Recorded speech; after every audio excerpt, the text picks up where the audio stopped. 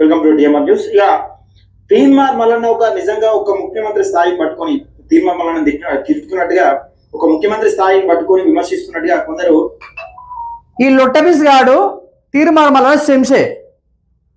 నేను మళ్ళీ చెప్తున్నా, ఈ లొట్టబిస్ గాడు తీర్మార్ మల్లన్న శంసే. ఇటు ఏం చేస్తుండయా అంటే ఇటు చిలక బ్రాహ్మణి తిట్టుడు, లేకపోతే ఓకే టీవీ సావ్యం తిట్టుడు, జల్లి శంకర్ తిట్టుడు.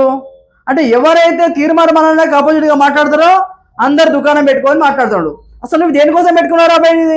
ఇది ఛానల్ తీర్మార్ మల్లన్న కోసం పెట్టుకున్నావు, నువ్వు ప్రజల కోసం పెట్టుకోలే, ప్రజలు ఉద్ధరిస్తాను పెట్టుకోలే, ప్రజల సేవ చేస్తాను పెట్టుకోలే. నువ్వు కేవలం రిపోర్టర్ తిట్టాను మాత్రమే పెట్టుకున్నావు అబ్బాయి.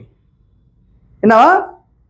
ఏం మాట్లాడుతున్నావు అబ్బాయి నువ్వు? ఇంకా ఇట్లా ఇందాం అంటే పెద్ద ఎత్తున తీర్మార్ మల్లన్న ముఖ్యమంత్రి, నేను నిజంగా ఈ తెలంగాణ రాష్ట్ర ప్రజలకు ఒక ప్రతిపక్ష మాటలు మాట్లాడాడు. అంటే బీఆర్ఎస్ నాయకులు చేస్తున్న అరాచకాలను కళ్ళకట్టినట్టుగా చూపించారు. ప్రజలు కూడా ఇది ఏం లేదు బ్యాక్ సైడ్ స్క్రీన్ లా రిపోర్టర్ల పేరు పెట్టాలి, వాళ్ళ బొమ్మలు పెట్టాలి, వాళ్ళ ఫోటోలు పెట్టాలి, వాళ్ళని తిట్టాలి.